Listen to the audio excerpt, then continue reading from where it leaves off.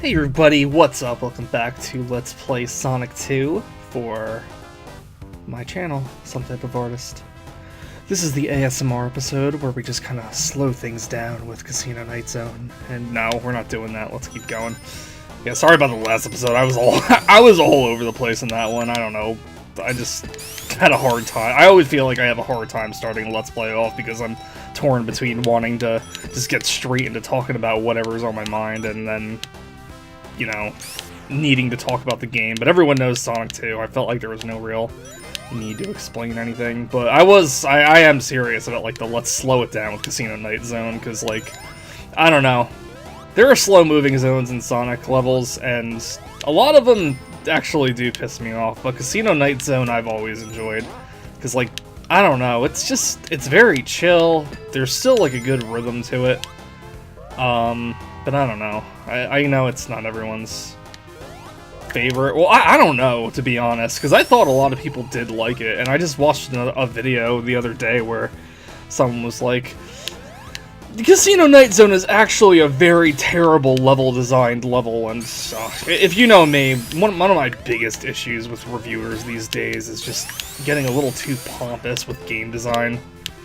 Because I kind of feel like so many of their criticisms just come down to wanting to sound smart about shitting on a game, because I don't know.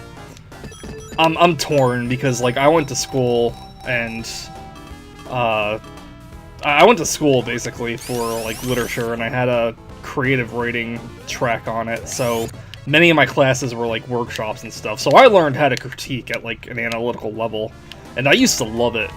But I don't know, after a certain while, I kind of felt like, you know, you can bring up, like, as many negatives or positives as you want on an analytical level, but I don't know, sometimes it feels like you're really just kind of grasping at straws just to have, like, something to complain about sometimes, and I feel like I see that a lot in a lot of YouTube reviews, and I feel like just the term game design is something that gets so abused so often, whether or not it's, like, a legit point or not, and I kind of just, I don't know, I kind of look for something a little more down-to-earth than, like, I don't know, I guess, like, the hot thing people are looking for, because, you know, you can't deny that negativity is, like, popular. Like, people want to hear things get shit on, and people want to hear things torn apart and everything like that. You know, you can't always have, like, super positive things to say all the time, but I don't know, I just feel like there's just way too much negativity out there that it's like, I don't even care if they're making good points. I'm just honestly getting a little tired of hearing it. But I don't know, I can't be that way forever, because it's like, I don't know, I think in my heart I still really like reviewing things. I really like analysis still. I don't know, I can't let myself, like, get, like, taken down just because, like, so many people just want to concentrate on the negative all the time rather than, like, the positive, or try to do things as, like, I don't know, a super professional way instead of, like, a more, I don't know, silly way, I guess. It's hard to really pinpoint what I mean exactly. I remember, I don't know, between that and my, it was also, like, personal stuff, that I went through as well, because, to keep up, like, the writing and stuff after I graduated, you know, I was writing for a while, but I eventually got so discouraged that I stopped, and I still have not been able to get back into it to this day. But I did want to, like, keep up my own, like, I don't know what you would call it. Like, to be a good writer, you need to read a lot, right? So even though I wasn't writing, I still wanted to read a lot just to, like, you know, I at least had that under my belt. So I think I mentioned this in the Earthworm Jim Let's Play, but I used to have a blog, and I talked about a bunch of different things. Like, I made it my goal for, like, once a week to, like, write something, anything, just to have, like, practice for it. And I decided, like, you know, it's on a blog, so, like, it's up there, so, you know, people can see it too. maybe I can get some feedback on stuff. But it eventually turned into like something that I was trying to do like book reviews on it. Like similar to like how people would make game reviews or movie reviews on YouTube, I wanted to do like book reviews on this blog. So I was doing that for like probably like a year and a half, maybe 2 years, and it just got to a point where I just felt like I was reading so much stuff I was uninterested in, and that on top of like wanting to write a review for every single book I read, like every single week, I really felt myself grasping at straws. So like the same kind of like I don't know, attitude I had about like workshopping just seemed to kind of like disappear, because it's like I kind of felt silly like really digging deep and searching for things to talk about and like pick apart or praise, you know, because like unfortunately the truth is, if something's just like not interesting and doesn't have much of an impact on you, just don't talk about it, you know. Don't go out of your way to like shit on it or praise it or find what it did good or whatever, I guess. I don't know, I guess it's not like completely fair to say, because like everything needs to get reviewed at some point in time.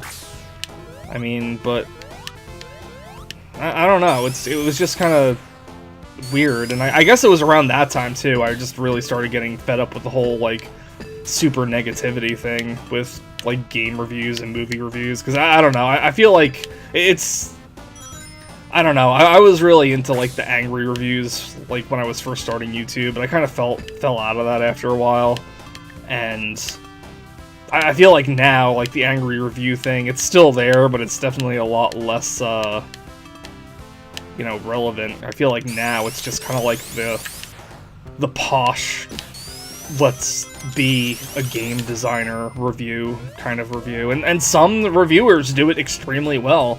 Like I really love Mark Brown's channel. I think he does amazing analysis videos, and he's never really particularly negative or positive. He just, I don't know, he's just got like a really interesting way to present information, I feel like. But then like when I'm looking through recommended videos and trying to find like other Tails, you want to run? He's just like kind of sliding behind me.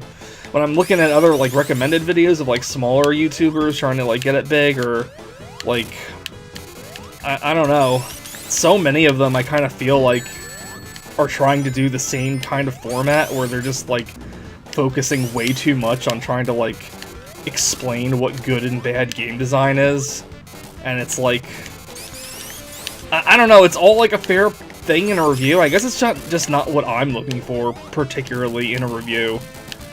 But I don't know. But enough about that. We're done with Casino Night Zone. Gotta speed things up. Let's change. Let's shift gears into something else. The next level that's coming up, Hilltop Zone. Hilltop Zone, I feel like a lot of people say they don't really particularly like it, but honestly, it's one of my favorite levels! I don't know, it's super bright and colorful. I love the music.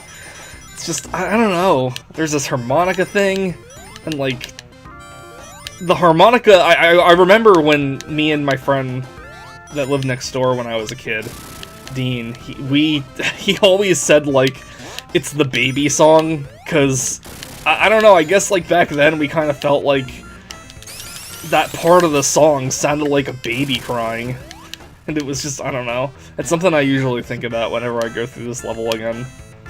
The trees also look super video gamey as well. Back to what I was saying in the... God, can I stay on the seesaw and just get up there? Pretty please. Wow, wow, wow. Yeah, it sounds like a baby whining. I don't know. Was that all it was? God. Okay, there's actually a part. There's actually a section in the next act that I hadn't even discovered until I guess this past year, really, because I always pass it. I was always like, how do you get up there? And one day I was just so fed up with not knowing that I kept fooling around in the beginning of the level trying to figure out how to get up there, and it's like, it's a completely different level, and like, that's just something else I love about Sonic games, just like, these different paths just really make you feel like, you know, it like ups the replayability, and I already feel like platformers are like, replayable enough as it is, you know, if they're good, but I don't know, there's just something about this, like, branching path thing that just kind of makes it fun. It's like, which way do I go? You know, I mean, there's gonna be a part where they all converge. Like, I'm pretty sure you need to do this section. No! Thank you. I'm surprised I didn't lose any rings on that. I'm honestly pretty proud of myself. Were you waiting for me to get hit by those spikes after I said that? I sure was. But, yeah, let's see if I can get that path in the next act, because I really do like that. This part here, if you go fast enough, you can avoid the lava. It's pretty sweet, but you need that invincibility one to do it. Oop. There's like one of these hills where you come down like right before a seesaw where you can like go up into the wall, but I don't know, it's kind of hard to do. And I always forget where it is, so it's not like it's even something I practice doing a whole lot either. I'm sorry, I love this ending jingle in Sonic 2 so much. I don't know, it sounds triumphant in Sonic 3 and Knuckles, but there's just something about this that's just so, like, it's calming, you know? It's like you made it to the end of the level. Take a second to breathe. It's so good. But yeah, I'd like to do Sonic 3 and Knuckles as well. Like, I don't know, ever since I did the Earthworm Jim 2 Let's Play, I feel like I've been on kind of like a little bit of a kick of wanting to do Let's Plays. Did I already skip the part that I wanted to do? Yeah, I did. I'm not even paying attention, dude. Alright, so it's like up here. You gotta get your like speed up and jump off just right, because like if you're a casual Sonic player, you might not notice like how much like physics play into the game, but like so you're going uphill like that. If you're doing a spin dash and then jump off, I guess like just at the end of when you're going uphill, you'll fly up super high and be able to like make shortcuts like that, rather than if you were just, you know, going on your own. Like the spin dash and then jumping on a flat surface. But, what was I saying? Whatever. I don't know, I love this song so much. I'm honestly kind of surprised how many, people dislike Hilltop Zone.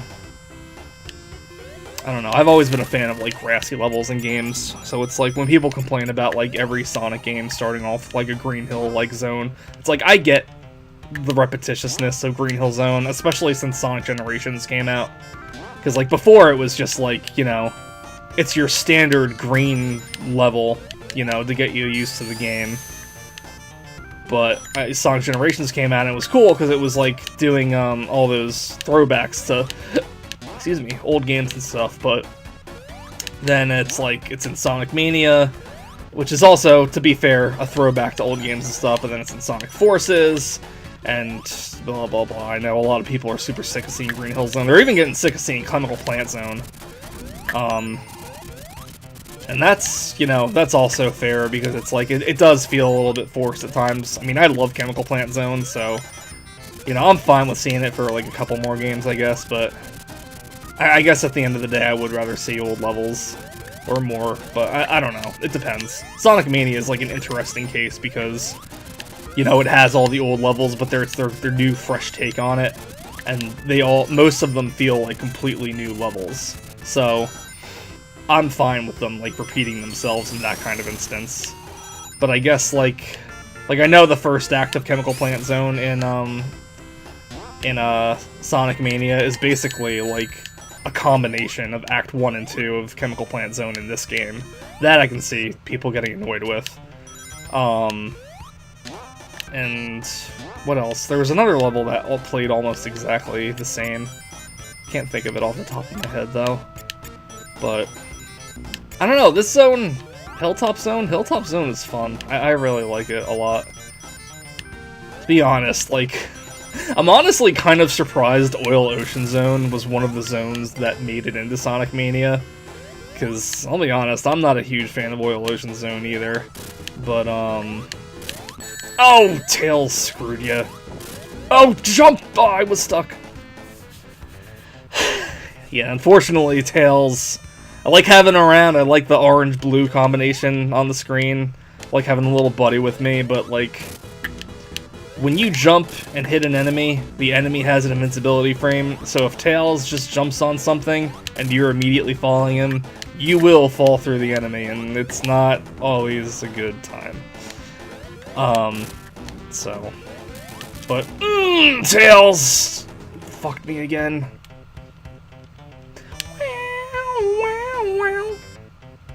I should probably go back and get some rings. It looks like I have enough lives now, but like, I still have trouble with the Death Egg Zone in this game. I'm not always the best at fighting Robotnik. Oh my god, okay, I need rings. This is ridiculous. Yeah, I don't know. I'm gonna try to do it the faster way, but I might end up having to do it, like, the slow way if things don't really work out. Maybe that's, like, another good reason why I should try for the special stages, because you get, like, more points for doing those, if you succeed at them, that is. Alright, Tails, can you just... Tails! Tails, every single one of my rings you lost on me? Oh my god, Tails, why are you doing this to me? My buddy, can you just... Can you chill? Can you just stay to the side? I forgot the rings again. See? It's not fun.